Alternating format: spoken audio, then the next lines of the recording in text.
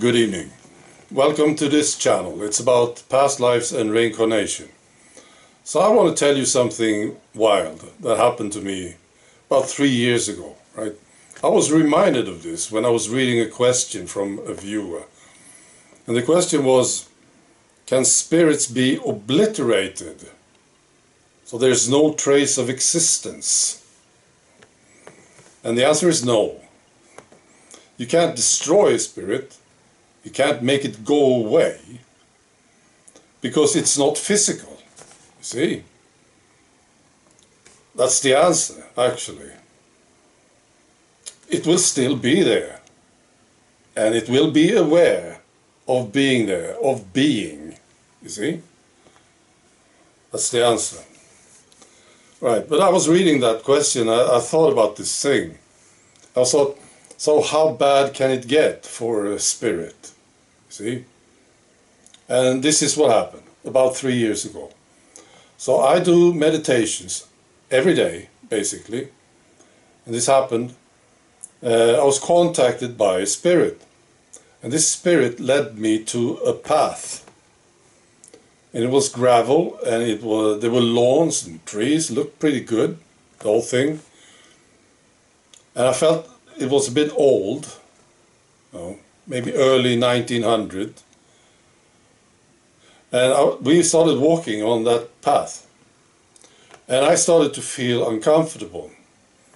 And this is what I want. This is what I do.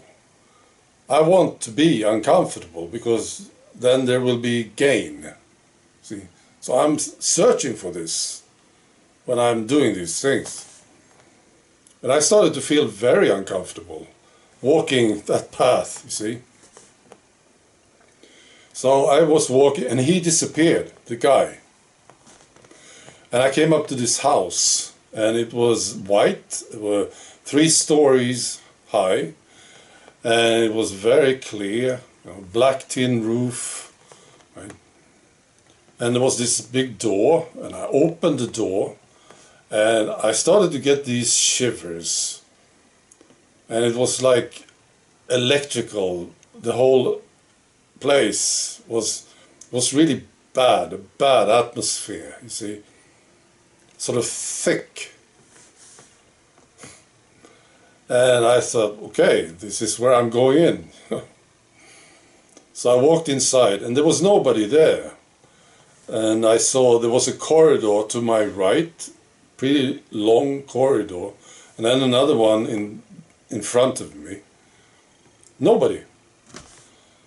And totally silent, but this incredible sort of thickness and a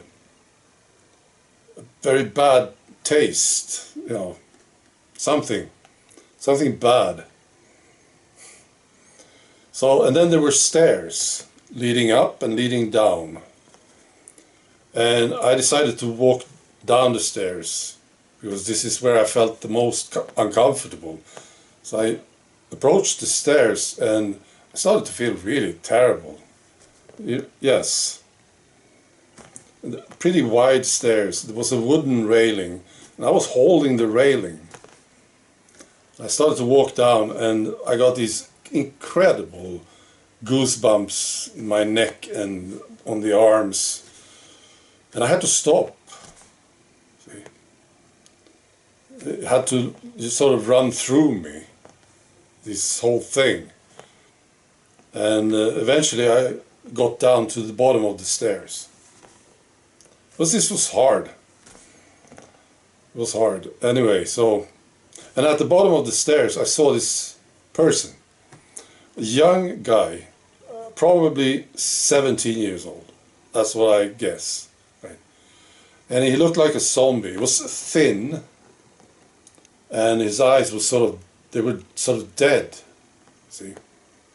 Thin guy, and he was practically naked. He had slippers on and white shorts.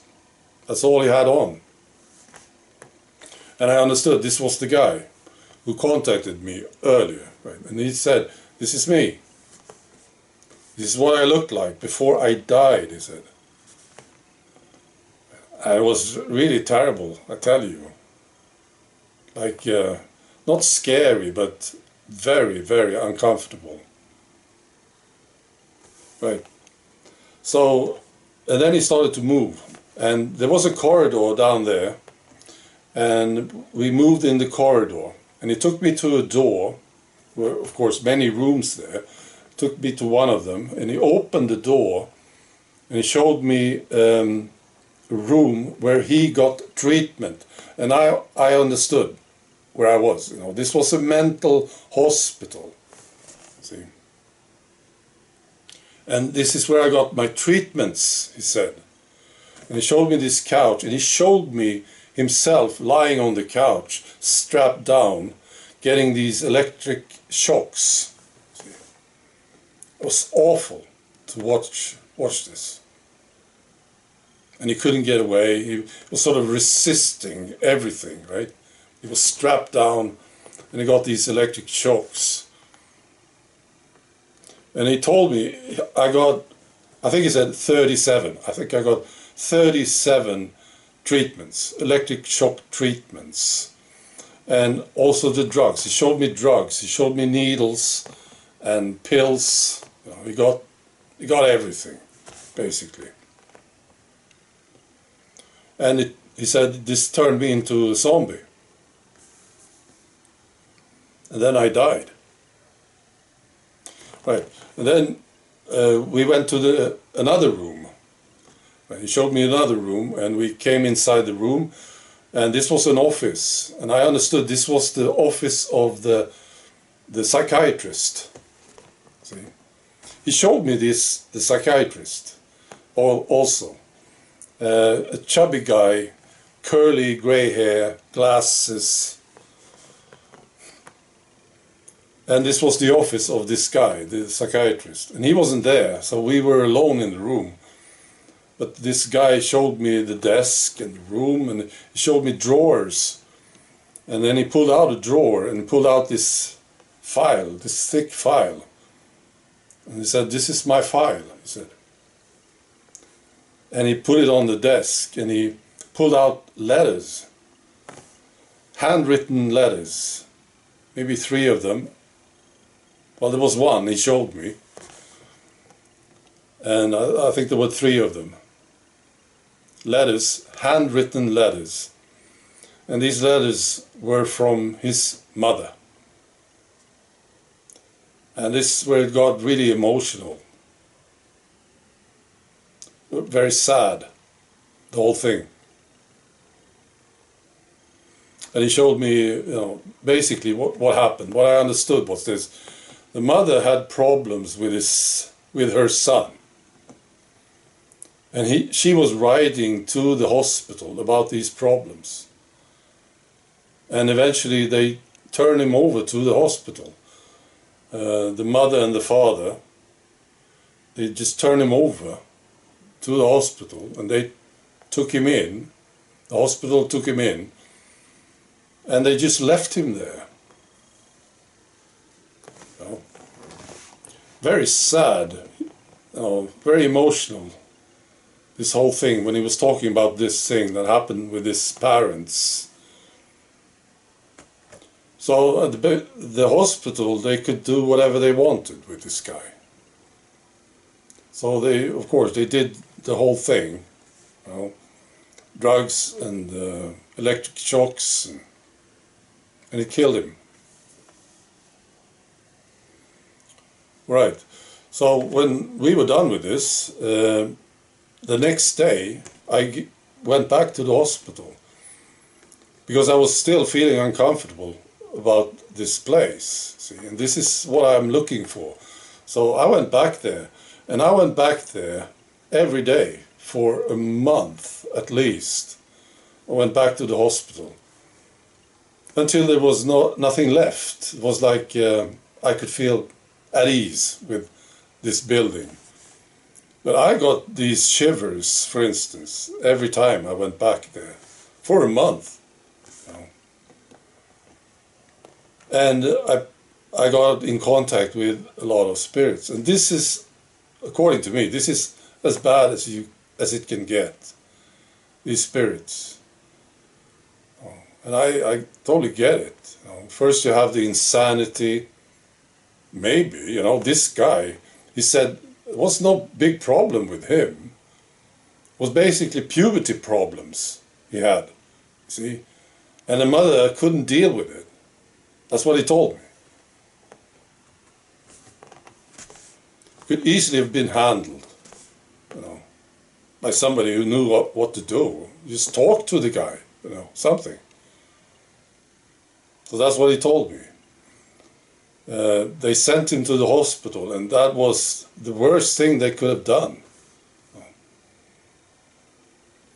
Anyway, so these spirits that I got in contact with in this place, so confused, you know, you're stuck there, you can't leave, and you get all these drugs and treatments, so-called treatments.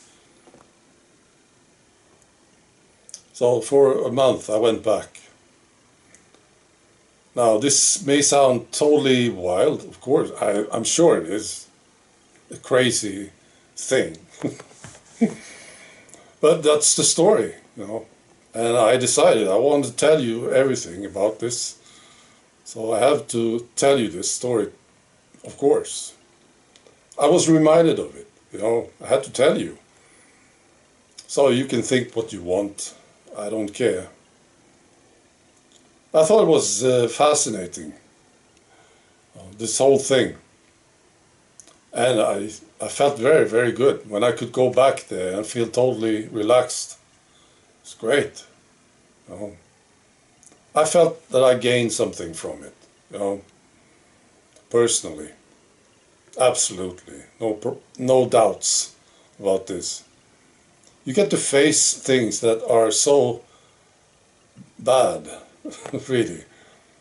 And when you face them and get through, of course, you learn something and you feel good about it, right? So that was a great experience. Now this was probably the worst that I have experienced during all these years, actually. It was so intense, and so strong, and so powerful. And as I said, you know, these spirits that I got in contact with here, it was almost like they were stuck in the walls, you know, because every time I came back, there was somebody there to tell me the story. And talking to them, you realize, you know, just how, in the beginning, they are so confused. And, you know, when I talk to them, I start to feel confused. You see, this is so confusing. What is right and wrong here? What's going on? You see, it's very confusing. And the stories can be, you know, there was a chair. No, it wasn't a chair. It was a bed. And it can be extremely confusing and unpredictable, these stories, in the beginning. It was white, and no, it was black, you know. No, I'm just kidding. I'm joking. This is the truth, you know. When you talk to them, it gets very confusing. Many of them.